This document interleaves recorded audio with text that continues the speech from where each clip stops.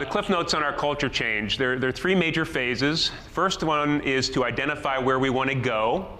This would be, knowing where you're headed to from a cultural standpoint.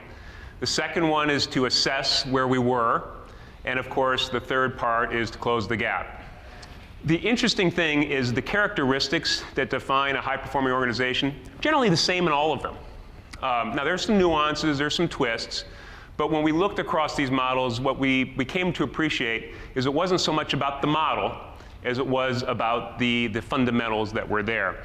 And so when we built our goal, we eventually just made a simple decision that we're going to stay with Denison because it was not only consistent with those other models and that other thinking, but for all the reasons you've heard, it was measurable, it was so easy to digest, and that's the thing that I love.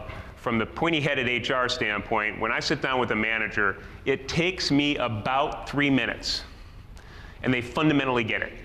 So that's one of the reasons we opted with it. I happen to think it's extraordinarily important in culture change work to understand what matters most to you. Because every one of those models, as I said earlier, is going to give you the same prescriptive list of generally what you need to have a high-performing culture. What's different company to company are your gaps. We frankly spent a whole lot of time talking with people when we first implemented the model about how it worked, what it meant, but the vast majority of the time was, all right, now here's what you do with it.